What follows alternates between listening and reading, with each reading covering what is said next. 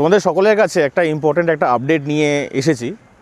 আপডেটটা জানার আগে আমাদের কয়েকটা কথা নিজেদেরকে জেনে রাখাটা উচিত। সেটা হচ্ছে আমরা যারা বাইকার্স আছি তারা কিন্তু নিজেদের বাইকটা নিয়ে আমরা ঘুরতে খুবই পছন্দ করি। বিশেষ করে আমরা সময় পেলে পরে খুব অল্প দিনের ছুটি নিয়ে নর্থ বেঙ্গল বা সিকিম ঘুরতে চলে যাই, কিন্তু সেই সিকিমে কি তোমরা নিজেদের বাইক নিয়ে এন্টার করতে পারবে? সবথেকে বড় একটা প্রশ্নের বিষয়। সেই ব্যাপারেই আজকে তোমাদেরকে একদম ফুল অ্যান্ড ফাইনাল আপডেট দেবো। গত কয়েকদিন ধরে ফেসবুকে তোমরা দেখতে পাচ্ছ যে সিকিমের যে ট্যুরিজম ডিপার্টমেন্ট আছে তারা এটা বলছে যে নিজেদের বাইক নিয়ে তোমরা আর সিকিম ঘুরতে যেতে পারবে না। তাহলে কি তোমরা আর আগের মতন গুরুদম্বা লেক কি তোমরা ঘুরতে পারবে না? পারবে, সবটুকু বলছি তোমাদেরকে। তার আগে একটা কথা তোমাদেরকে বলছি, আমাদেরকে সিকিম যাওয়ার জন্য যেগুলো আরএপি বা পিএপি যে সমস্ত জায়গাগুলো রয়েছে সেই সমস্ত জায়গাগুলোতে ভিজিট করতে গেলে আমাদেরকে কিন্তু পারমিট ইস্যু করাতে হয়। তো এই পারমিটের অ্যাকচুয়াল খরচা কত আছে?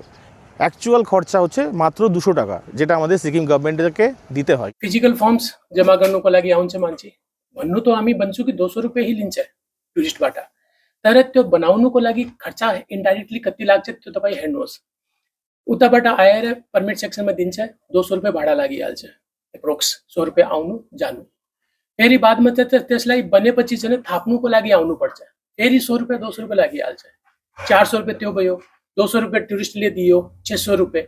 आजसम्म कोही पनि टुरिस्टले यस्तो भन्दैन होला कि मैले चाहिँ 200 रुपैयाँमै टुरिस्ट परमिट पायो। কিন্তু আমাদেরকে যেহেতু এটা এজেন্ট থ্রুতে করাতে হয়, তো সেই কারণের জন্য কারো কাছ থেকে 600 টাকা, 800 টাকা, 1200 টাকা এটা ওরা চার্জ করে থাকে।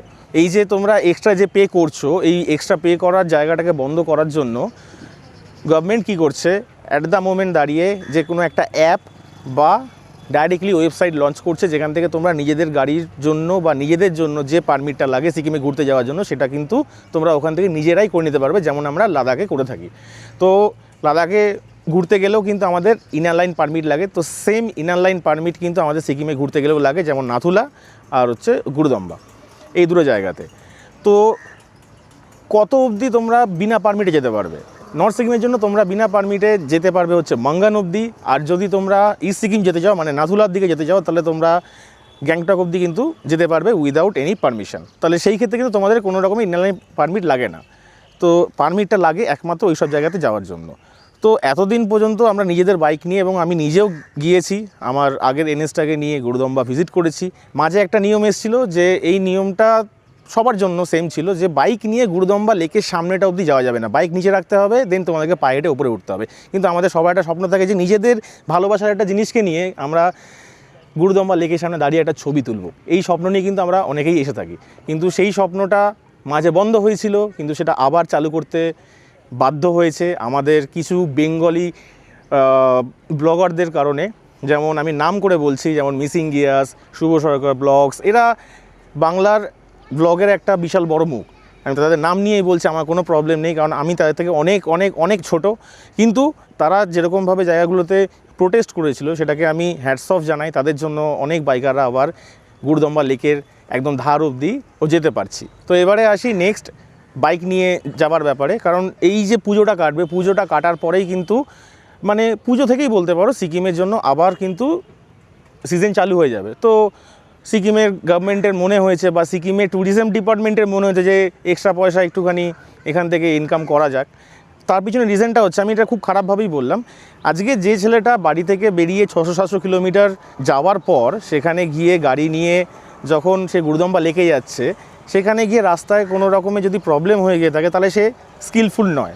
কিন্তু যখনই সিকিমের টেরিটরিতে ঢুকতে হবে, সিকিমে ঢোকার পর তাদেরকে সেই গাড়ি মানে সিকিম থেকে রেন্টেড গাড়ি নিয়ে তারপরে তাদেরকে গুরুদম্বা যেতে হবে। এটা কোথাকার মানে সিকিম থেকে গাড়ি নিলে তারা একদম পুরো স্কিলফুল হয়ে গেল? এটা কখনোই না, এটা আমি কখনোই মানতে পারবো না।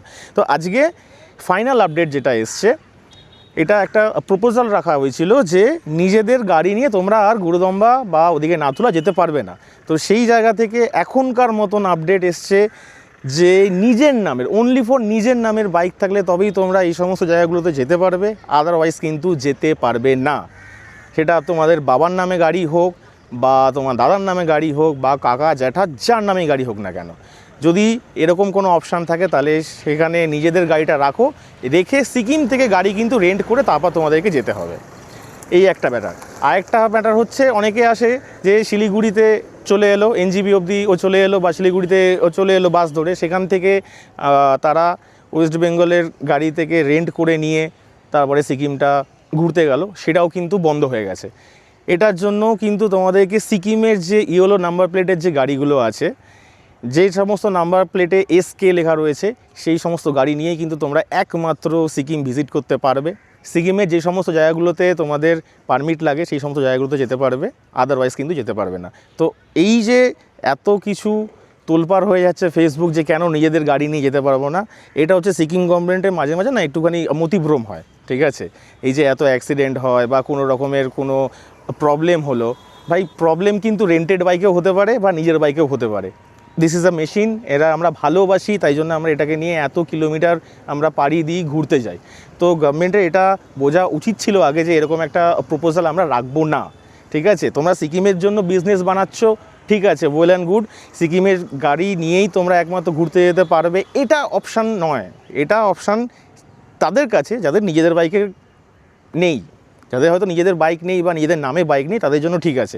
কিন্তু আদারওয়াইজ এই আগের যে প্রপোজালটা ছিল যে অন্য গাড়ি নিয়ে তোমরা যেতে পারবে না বা নিজেদের গাড়ি নিয়ে যেতে পারবে না, সেটা কিন্তু বন্ধ হয়ে গেছে। এই প্রপোজালটাই একমাত্র বন্ধ হয়েছে আমাদের কিছু বেঙ্গলি ইউটিউবার্সদের জন্য, যাদের নাম আমি আগেই মেনশন করেছি। আমার কোনো ভয় নেই, কোনো প্রবলেম নেই, তাদেরকে আমি আবারও বলছি, আমি তাদেরকে হ্যাটস অফ জানাচ্ছি। তাদের একটা ভিডিওতে অনেক কাজ হয়েছে। আমি হয়তো লেট ভিডিও বানাচ্ছি, কিন্তু ফাইনাল আপডেটটা তোমাদেরকে জানানোর ছিল যে নেক্সট সিজন থেকে তোমরা শুধু নিজেদের বাইক নিয়েই কিন্তু একমাত্র গুরুদম্বা নাথুলা ভিজিট করতে পারবে। আর তার জন্য ইনার লাইন পারমিট তোমাদেরকে বানাতে হবে, এবং এবারে সেই এজেন্টের যে একটা এজেন্ডা ছিল যে এর থেকে 2000 টাকা নেবো, ওর থেকে 1200 টাকা নেবো, সেটা কিন্তু খুব শিগগিরই বন্ধ হতে চলেছে। আর তার থেকে আরেকটা বড় কথা হচ্ছে, এবারে তোমরা পারমিট কিন্তু নিজেরাই ইস্যু করাতে পারবে।